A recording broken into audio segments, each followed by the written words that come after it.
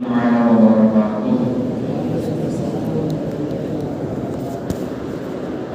لله رب العالمين نحمده ونستعينه ونستغفره ونؤمن به ونتوكل عليه ونعوذ بالله من شرور أنفسنا ومن سيئات أعمالنا من يهده الله فلا مضل له ومن يضلل فلا هادي له ونشهد أن لا إله إلا الله وحده لا شريك له ونشهد أن سيدنا ومولانا محمدا عبده ورسوله بالهدى ودين الحق والسلام أما بعد فأعوذ بالله من الشيطان الرجيم بسم الله الرحمن الرحيم يا أيها الذين آمنوا اتقوا الله ولتنظر نفس ما قدمت لغد آمنت بالله إن الله وملائكته يصلون على النبي يا أيها الذين آمنوا صلوا عليه وسلموا تسليما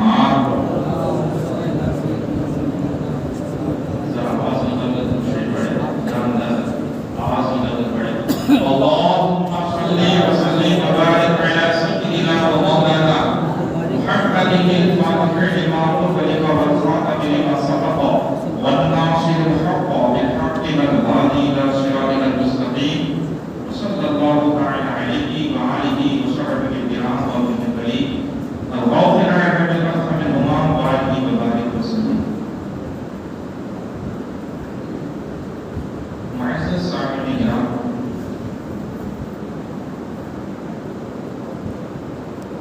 چونکہ یہ ہماری جس طرح سے اور جس جگہ پر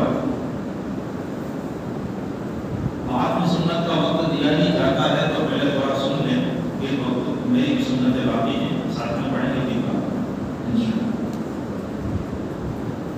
اس جگہ پر اور اس طرح سے یہ ہماری پہلی ملاقات ہے تو بالکل ابتدائی اور شروعات کی باتیں میں آپ کے سامنے عرض کر رہا ہوں. ویسے باتیں تو بہت شروعات کی ابتدائی ہیں، لیکن یہ اتنے کام کی ہیں کہ جس کی غفلت کی وجہ سے آج ہمارا ہر طرح سے پورا خائن ہو گیا ہے. وہ کیا ہے؟ وہ یہ ہے کہ ہم سب جانتے ہیں کہ جتنی بھی کائنات ہے، جتنی بھی سرشٹی ہے، ان تمام کا خالق اور مالک، اسے پیدا کرنے والا صرف اور صرف اللہ تبارک و تعالیٰ کی ایک ذات ہے. ایک ہی اس کا خالق ہے، ایک ہی نے پیدا فرمایا، ایک ہی نے سب کچھ بنایا. اب وہ مالک عین الاطلاق ہے، اس سے پوچھا نہیں جاتا. خود فرماتا ہے کہ لوگ جو کریں گے اعمال ان سے سوال ہوگا، لیکن اللہ سے پوچھا نہیں جاتا کہ یہ کیوں ہوا اور یہ کیوں نہیں ہوا. وہ مالک ہے. اب اس نے کتنا کچھ بنایا اور کتنا کچھ پیدا فرمایا. اس نے پتھروں کو پیدا کس نے فرمایا؟ اللہ نے. جانوروں کو کس نے پیدا فرمایا؟ اللہ نے. کیڑے مکوڑوں کو کس نے پیدا فرمایا؟ اللہ تبارک و تعالی نے. فرشتوں کو کس نے پیدا فرمایا؟ جناتوں کو کس نے پیدا فرمایا؟ تو ان تمام جس کو پیدا کیا گیا ہے اسے کہتے ہیں مخلوق. کیا کہتے ہیں؟ مخلوق. ان تمام مخلوق میں جو کچھ بھی اللہ نے پیدا فرمایا اس میں ان تمام مخلوقات کے سردار اور ان تمام سے افضل اور اشرف یہ انسان کو پیدا فرمایا. اب آپ سمجھ رہے ہیں کیا ہم نے اس پر غور و فکر کیا کہ اتنا کچھ بنایا.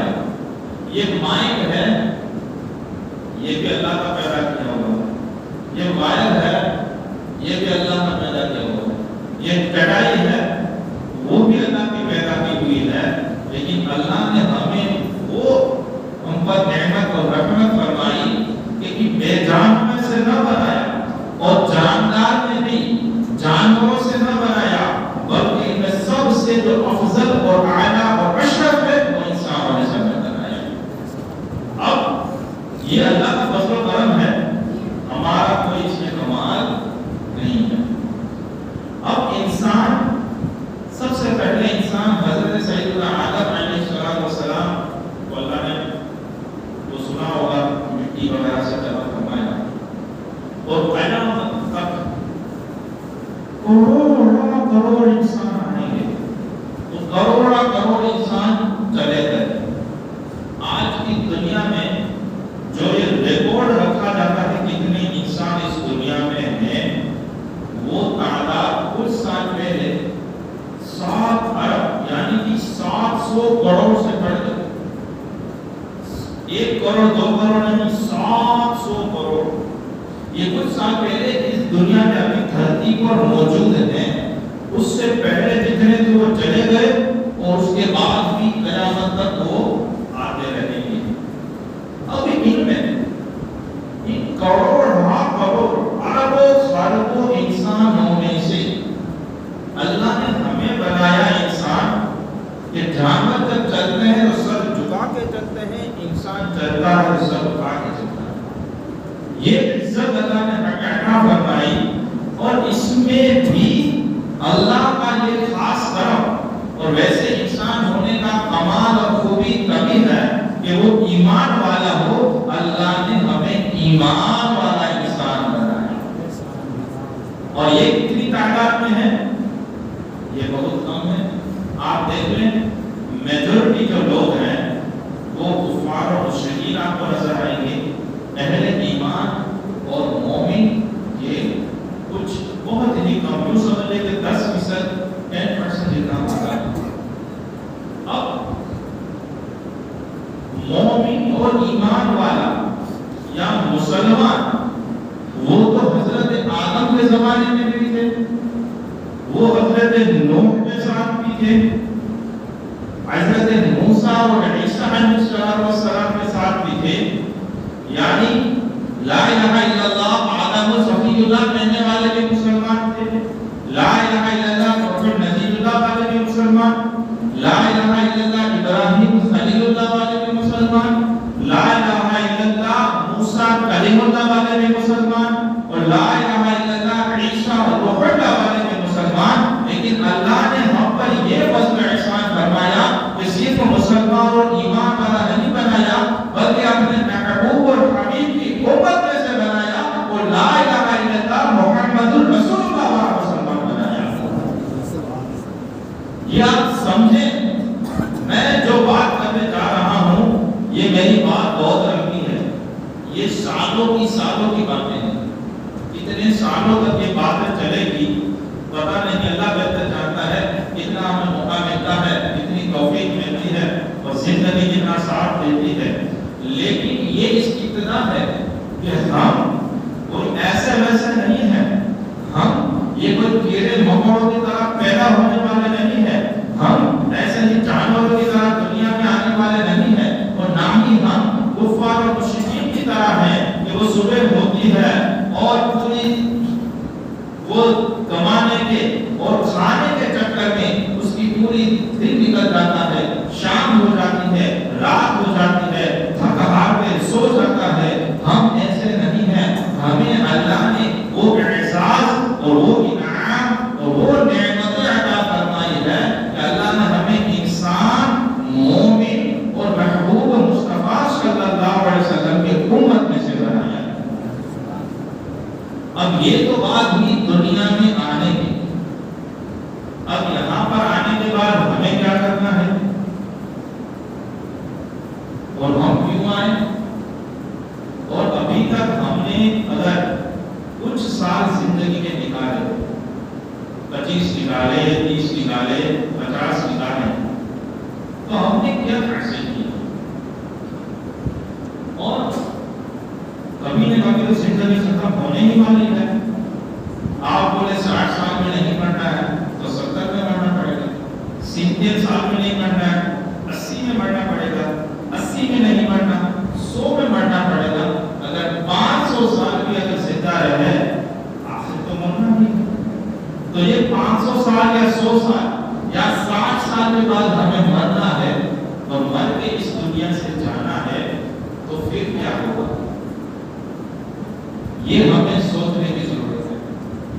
अब जरा और सोचें कि एक जानवर है और एक इंसान है। इंसान खाना पीता है, खाने पीने की जरूरत है इंसान को, है तो जानवर भी खाते पीते हैं, क्या जानवर को जरूरत है खाने पीने की? आप कहेंगे नहीं। क्या इंसान थक जाता है तो सोने की जरूरत पड़ती है? सोना पड़ता है इंसान को, खाना। तो क्या जानवर को सोना पड़ता है कि नहीं पड़ता है? जानवर को भी सोना पड़ता है। क्या हमारे यहाँ नस्लें चलती हैं, औलाद पैदा होती है, तो क्या जानवर को अपने बच्चे को जन्म देते हैं कि नहीं देते? परिंदे हैं, अंडा देते हैं, जानवर को बच्चे को जन्म देते हैं। तो फिर अब हम जो काम कर रहे हैं, खाना पीना सोना, अब जानवर और परिंदे भी तो वही काम कर रहे हैं, तो दोनों में फर्क क्या है? अब एक फर्क तो यह है कि जानवरों और परिंदों को जो मिलता है वो फ्री में मिलता है और हमें पैसे खर्च करने पड़ते हैं, लिहाजा ये बिल्कुल मुफ्त में करते हैं और हमें कमाना पड़ता है कि ये करते हैं। अब आप कहेंगे कमाना, खाना पीना और सो जाना, वो पूरे दिन सुबह उठकर ब्रश करने से लेकर रात को सोते सोते तक अगर तुम्हें कमाने की ही हमें फिक्र है, हमें जिंदगी गुजारने की ही फिक्र है, तो फिर मुझे पता है कि फिर इंसानों में और जानवरों में फर्क किस चीज का? बात समझ में आ रही है? एक बात याद रखें, मैं आपको हमारा मुझे बेटा क्या नहीं बेटा पहले बात किसी की भी सुनने से पहले उसको पहचानना जरूरी है कि बात करने वाला क्या करता है और क्यों करता है। हमारा और तुम्हारा रिश्ता क्या है? क्या रिश्ता है? आप मुझे क्यों सुन रहे हैं और मैं आपको क्यों सुना रहा हूं? हमारा जो रिश्ता है वो एक ही रिश्ता है, ला इलाहा इल्लल्लाह मुहम्मद रसूलुल्लाह। कि जिस नबी का मैंने कलमा पढ़ा है आपने नहीं पढ़ा, जिस कुरान पर मैं ईमान लाया आप भी ईमान लाया, जिस अल्लाह वहदहू ला शरीक की इबादत मैं करता हूं उसी की इबादत आप भी करते हैं। बस यही एक हमारा रिश्ता है और यही हमारी बुनियाद है और इसीलिए हम ये बात कर रहे हैं। मैं तुम्हारा दुश्मन हूं नहीं, मैं तुम्हारा खलीफ हूं, कॉम्पिटिटर हूं नहीं, तो फिर हूं कौन? मैं यहाँ पे बातें क्यों कर रहा हूं? तो ये बात आप इस तरह से समझें कि किसी बादशाह के दरबार में हमें जाना है, अब आप जा रहे हैं, अब बादशाह के वहां मिनिस्टर ले ले, आजकल के जमाने में मुख्यमंत्री ले ले, बड़ा बड़ा ले ले, अगर मुलाकात के लिए हमें जाना है तो हम किस तरह से जाते हैं? किस तरह से जाते हैं? अच्छा सा लिबास पहनेंगे, खुशबू लगाएंगे, बाल बाल संवारेंगे, नहाएंगे धोएंगे, बिल्कुल क्योंकि जिससे मुलाकात करनी होती है वो जितना इज्जत वाला होता है तो वैसे उसके मिलने वाले का तरीका और उसका जो गेटअप होता है और उसके कपड़े का सेटअप होता है वो भी इतना जबरदस्त होता है। बात समझ में आ रही है? आम आदमी से मिलेंगे, दोस्तों से मिलेंगे, अलग तरीके से मिलेंगे, शादी के मौकों पर जाएंगे, सामने वेवाई है तो अलग कपड़े होंगे, और इसी तरह से जैसे जुमा में आते हैं तो हमारे कपड़े लिबास में अच्छे हो जाते हैं, ईद के दिन हम अच्छे कपड़े पहनते हैं। अब एक तुम्हारा दोस्त है, खास में खास जिगरी में जिगरी दोस्त, बिल्कुल तुम सिर्फ रात के वक्त अलग होते हो, सुबह से लेकर रात तक साथ में घूमते हो, फिरते हो, चाय पानी करते हो, दुकान भी पास पास में है, सब साथ में, तुम्हारा जिगरी दोस्त। अब तुम کسی اچھے عزت والے اور بادشاہ سے ملاقات کے لیے جا رہے ہو اور کبوتر نے بیٹ کی، بیٹ سمجھتے ہو یہاں سمجھ آ نہیں پاتا ایسا ہوتا ہے؟ اب یہاں پر ہوئی اور ہمیں اس کا پتا نہیں چلا، پیچھے کی طرف ہے اور احساس نہیں ہوا، اور وہ دوست ہمیں ملتا ہے اور وہ دوست نے دیکھا کہ یہاں پر اس کی پیٹ ہے تو کپڑے تو گندے ہو گئے، خراب ہو گئے، ہمیں پتا نہیں، لیکن وہ ہمیں کچھ کہتا نہیں ہے اور وہ کہتا ہے کپڑے تو ماشاءاللہ بہت اچھے کپڑے کہاں سے خریدے، واہ واہ تو ایسا لگتا ہے ویسا لگتا ہے، بالکل ہیرو لگتا ہے، اب بہت تعریفیں کی۔ اب پھر ہم چلے گئے، اب مجھے بتا کہ بادشاہ کے سامنے جائیں گے ایسے خراب کپڑے لے کر تو وہاں پر ہمارا کیا حال ہوگا۔ اور ایک دوسرا شخص ہمیں ملتا ہے، اس نے دیکھا کہ یہاں پر خراب ہے تو اس نے کہا کہ دیکھو بھائی تمہارے یہاں پر تھوڑا گندگی لگ گئی ہے تو آپ کیا کریں گے؟ ہم جہاں سے ملنے کے لیے ہم کہیں گے وہ شکریہ جزاک اللہ، اچھا ہوا تم نے بتا دیا، میں فوراً کپڑے چینج کر کے آتا، یہی ہوگا نا۔ تو اچھا اور سچا دوست ہمارا کون ہے؟ سچا اور اچھا دوست ہمارا وہ ہے جو سب سے احکام الحاکمین، سب بادشاہوں کا بادشاہ، سب حاکموں کا حاکم، رب العالمین کی بارگاہ میں جب ہم سب کو جانا ہے، اللہ کے رسول فرماتے ہیں کہ قیامت کے دن ہر انسان کو اللہ تبارک و تعالیٰ کے سامنے بغیر ترجمان کے ون ٹو ون یہ بات کرنی ہے اور حساب دینا ہے۔ وہاں پر ہر کسی کو یہ ایسا نہیں ہوگا کہ ہم وہ بھیڑ میں کھڑے رہ جائیں، ایک ایک کو پرسنلی ملنا ہوگا، وہاں پر مطالبے ہوں گے، وہاں پر سوال جواب ہوں گے، تو وہ ملاقات کے لیے ہمیں جانا ہے، اس ملاقات کی تیاری کرنی ہے۔ تو ہمارا دوست وہ ہے جو ہماری ہاں میں ہاں نہ ملائے بلکہ ہمارے عیبوں کو بتائے، ہماری غلطیوں کو سدھارے، ہم جو غلط کام کرتے ہیں اس کی اصلاح فرمائے۔ کئی مرتبہ ایسا ہوتا ہے چہرے کے داغ وہ ہمیں نظر نہیں آتے، آئینے میں دیکھتے ہیں تبھی ہمیں پتا چلتا ہے۔ تو فرماتے ہیں المومن میراث المومن، مومن یہ مومن کا آئینہ ہوتا ہے۔ تو ہمارا کام یہ آئینے کی طرح ہے کہ ہم ایک دوسرے کا اگر کوئی ایسی غلطی ہم کر رہے ہیں اور ایسی پیسہ سامنے نماز میں پڑھے جو غلطی ہم کر رہے ہیں تو اس میں ایک دوسرے کی اصلاح ہم کر لیں، ایک دوسرے کی غلطیوں کو سدھار لیں۔ اس سے کیا ہوگا کہ جب رب العالمین کی بارگاہ میں جائیں گے تو پہلے سے ہی ہماری اصلاح ہو گئی ہوگی، پہلے سے ہی ہو گئی ہوگی۔ اور اگر چپ چاپ چلتے رہیں، جو کرنا ہے کرتے رہیں، کوئی کسی کو بولنے والا نہیں، کوئی کسی کو سمجھانے والا نہیں، کوئی کسی کو درست بات بتانے والا نہیں، تو کیا ہوگا؟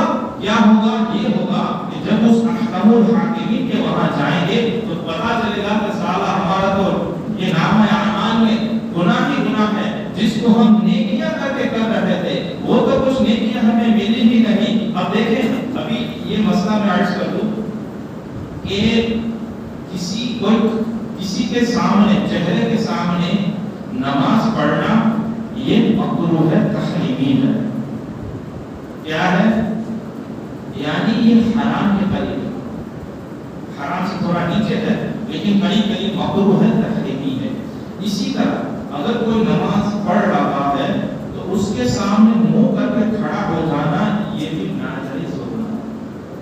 یہ مسئلہ اتنا گمبھیر ہے اور ایک عالم کو یا مقرر کو اس بات کا یہ احساس ہونا چاہیے کہ وہ اگر اس کے سامنے کھلا مسجد میں جمعہ کے دن اگر ایسے کام ہوتے ہوں تو وہ اسے بتا دیں، اصلاح تو کرنی ہے، اس میں کام جگہ بسا گا۔ آئی بات سنی ہے، لہٰذا یہ بات یاد رکھیے کہ جب بھی کوئی مقرر کرتا ہوں، دوسری بات کہ انسان کے دماغ کی ایک خوبی ہے یا پھر آپ سمجھیں کہ خامی ہے کہ وہ ایک وقت میں ایک ہی کام کر سکتا ہے،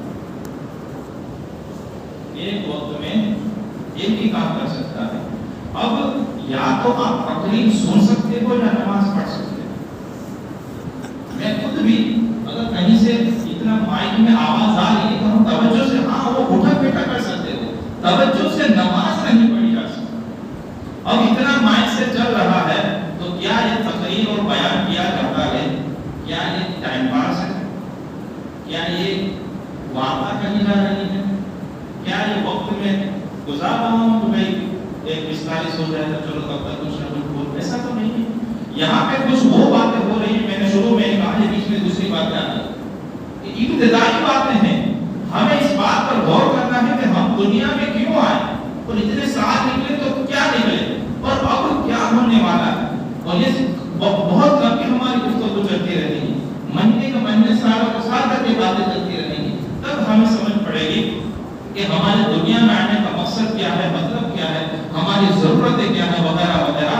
तो अब ये बातें की जाती हैं तो फिर साथ में अगर आप नमाज पढ़ते हैं तो फिर या तो आप ये नहीं सुन सकते अगर नमाज में तवज्जो है, और अगर ये आपको सुनाई देता है कुछ कुछ, तो इसका मतलब यही है कि नमाज में आपकी तवज्जो नहीं थी। और होता यही है, आधा सुनाई देता है, आधा नमाज पढ़ते हैं, और फिर पूछा जाए कि नमाज में सूरत कौन सी पढ़ी तो याद नहीं होता है, क्योंकि हमारी आधी बातें तो कानों में टकरा रही हैं। लिहाजा हम यहाँ पर ये करते हैं कि खुतबा से पहले सुन्नत का वक्त देते हैं। तो क्यों देते हैं?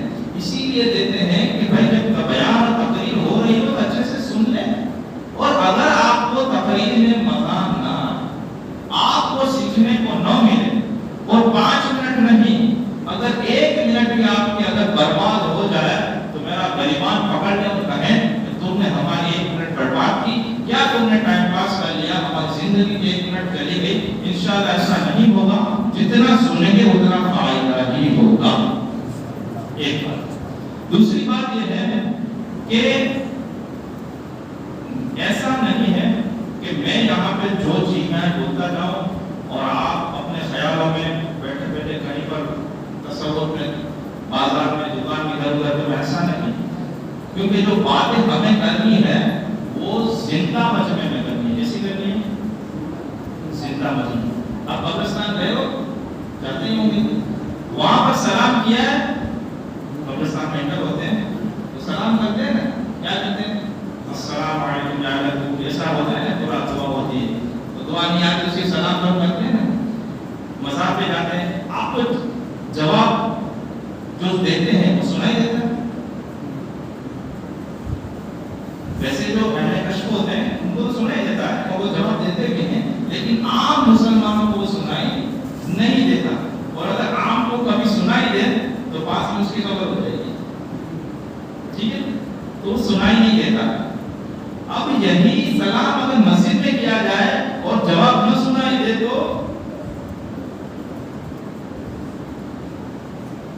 फिर जैसे वो कोई जान है मुंह में ज़बान नहीं बल्कि जिस्म में जान है, जैसे हो गया।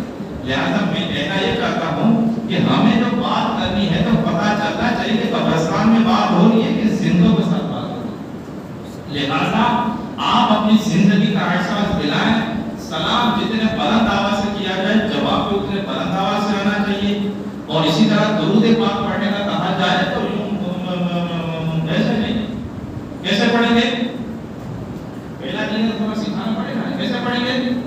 पढ़ के सुनाओ, बुलंद आवाज से पढ़ के सुनाओ, पता चले। हां, अल्लाहुम्मा सल्ली अला सय्यिदिना व मौलाना मुहम्मदिन व आलिहि व बारिक वसल्लम। ये दो बातें हो गई सलाम की, दुरूद की। तीसरी बात दुआ की। 5 वक्त नमाज में या जुमा के दिन जब भी दुआ मांगी जाए बुलंद आवाज से तो ख्यालों में नहीं खोना है। ये दुनिया व आखिरत की तमाम बरकतों भलाइयों को मांगा जाता है, वहां पे बुलंद आवाज से आमीन बोलना। जितना दुआ में आवाज बुलंद हो, आमीन उतनी ही बुलंद होनी चाहिए। वरना फिर ऐसा होगा कि आप मन में बोलेंगे तो मैं भी दुआ इस तरह करूं, क्या आप भी अपने मन की समझ में, मैं भी अपने मन की। अल्लाह तो सुनता ही है, छोटा बड़ा आवाज हो, लेकिन बात समझदारी नहीं आ रही। अब दुरूद पाक पढ़े तो मैं अपनी बात को खत्म कर दूं। आवाज निकाल पढ़े अल्लाहुम्मा सल्ली अला सय्यिदिना व मौलाना मुहम्मदिन व आलिहि व बारिक वसल्लम। तो बात की शुरुआत हम इस तरह से कर रहे थे कि ये करोड़ों लोग जब दुनिया में आए, उसमें से कई लाखों को अल्लाह ने ईमान नसीब फरमाया। उनमें हम पर ये करम हुआ कि मुहम्मद मुस्तफा सल्लल्लाहु अलैहि वसल्लम की उम्मत में से अल्लाह ने हमें बनाया। अब हमें करना क्या है, ये सब बात की असल है। और जो जब तक हम ये नहीं सोचेंगे तो जानवरों की जिंदगी में और हमारी जिंदगी में कोई फर्क नहीं होगा कि चलो یہ ایسے ہی گھومتے گھومتے نکل گئے، صبح ہوئی، اب کمانا ہے، یہاں سے مال لینا ہے، وہاں بیچنا ہے، اتنا اس سے لینا ہے، اتنا اس کو دینا ہے، تو یہ تو معیشت ہے۔ جب جانا ہے احکام الحاکمین کے وہاں جانا ہے تو یہ چیزیں تو پھر نہیں، دوسرا بھی وہاں تو ہے۔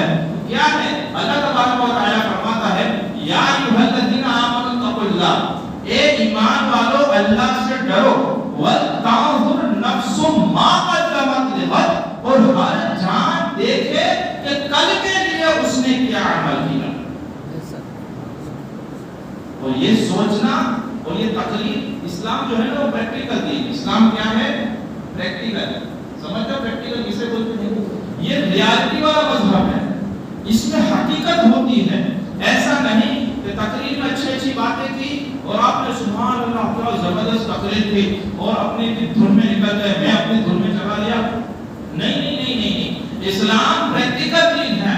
ہم جب مسجد میں آتے ہیں تو صرف یہ مسجد میں آنا ہی اسلام اور مسلمان ہونا نہیں ہے، ہم مسجد میں آئے تب بھی مسلمان ہوتے ہیں، اور ہم اگر دکان پہ بیٹھیں تب بھی اسلام وہاں پر ہوتا ہے۔ ہم اپنے گھر میں جائیں، ہم اگر بستر پہ لیٹیں، اکیلے لیٹیں تو بھی وہاں پر اسلام آئے گا، تب بھی ہم وہاں پر مسلمان ہوں گے۔ پھر اگر یہاں تک کہ اسلام اتنا زبردست دین ہے کہ کوئی ایسی بات نہیں، کوئی ایسا دنیا میں زندگی میں ایسا لمحہ نہیں جہاں پہ اسلام ہماری رہنمائی نہ کرتا ہو، اور رسول اللہ صلی اللہ علیہ وسلم کی شریعت اور سنت ہمارا ہاتھ پکڑ کر ہمیں راہ نہ دکھاتا ہو، ایسی کوئی بات ہی نہیں۔ اسلام اتنا زبردست ہے کہ اگر چائے میں مکھی گر جائے تو اسلام سکھاتا ہے کہ مکھی کا کیا کرنا ہے اور چائے کا کیا کرنا ہے، کیا مکھی کو نکال کر پھینک دینا ہے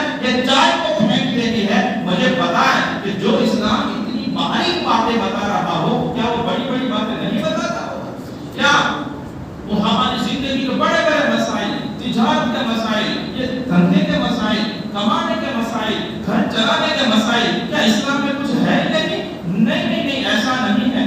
ہم نے اسلام کو کچھ غلط سمجھ لیا، ہم نے یہ سمجھا کہ یہ جو مولانا تقریر کرتے ہیں، اچھی اچھی باتیں کرتے ہیں، واقعات سنا دیتے ہیں، یہ کر دیتے ہیں، وہ کر دیتے ہیں۔ اب جیسے کہ یہ دروازے سے باہر نکلے، اسلام کو معاذ اللہ یہیں پہ چھوڑ کے نکلے، وہاں پر جا کر اب کہتے تو ہیں کہ اللہ کے سوا کوئی عبادت کے لائق نہیں، لیکن باہر نکل کر مال اور دنیا کی عبادت شروع ہو جاتی ہے۔ ایسا نہیں ہے۔ کیا کرنا ہے اب ہمیں؟ آج کے یہ پوری باتوں میں سے نچوڑ باتیں تو میں نے کہا نا کہ یہ بہت لمبی گفتگو ہے۔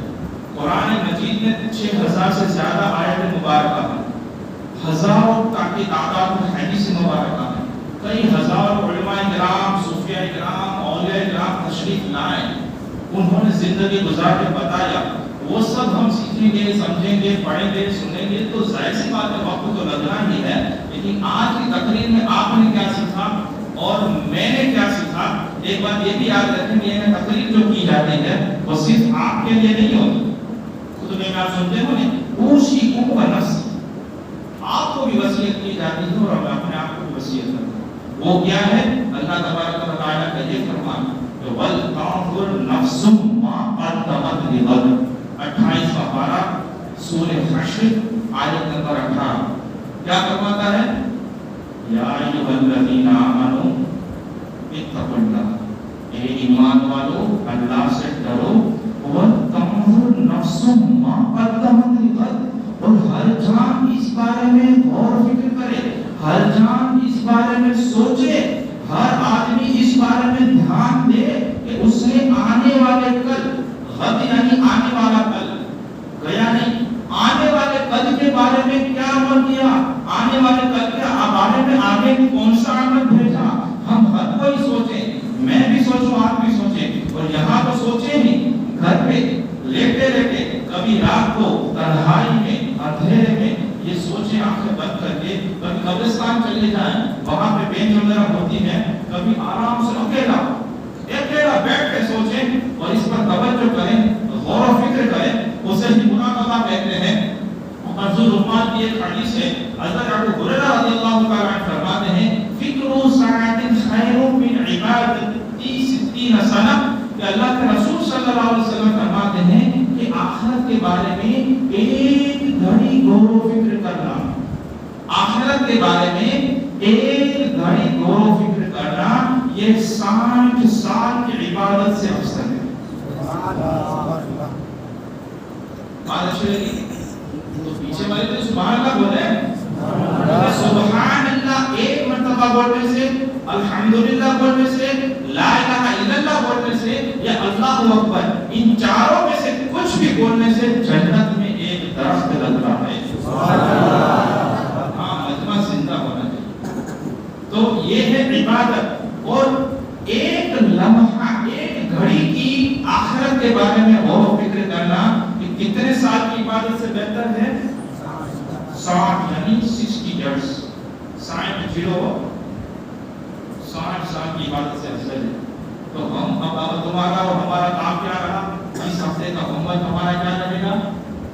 ہم سوچیں گے کہ ہمارے 25 سال نکلے، 30 نکلے، 40 نکلے یا 60 نکلے، ہم نے ابھی تک کل کے لیے کیا سا کام کیا؟ کل کے لیے مرنے کے بعد قبرستان چلے جائیں، چھوٹی سی قبر دیکھ لیں، بڑے بڑے جو ہمارے جوسوا پہچان کے لوگ، عزت والے لوگ، مالدار لوگ، ایجوکیٹڈ لوگ، بڑے بڑے کہ اس کی عزت ہو، سماج میں سب کچھ ہو، آج جہاں پہ سوئے ہوئے ہم سوچیں کہ کچھ ہی وقت کے بعد، وقت 2 دن کا بھی ہو سکتا ہے، 2 سال کا بھی ہو سکتا ہے، ہمیں یہاں پر جانا ہے، اس کے لیے ہماری تیاری کیا ہے؟ کریں گے کہ نہیں کریں گے؟ کریں گے؟ کرنا ہی پڑے گا، نہیں کریں گے تو جو نہیں کرے گا وہ پچھتائے گا۔ ہم آپ کو راہ دکھا رہے ہیں قرآن اور حدیث کی روشنی میں کہ میں بھی کروں، آپ بھی کریں۔ تو ابھی تک جو گیا آگے کے لیے کیا کیا اور اب ہمیں کیا کرنا ہے، انشاءاللہ وہ سنتے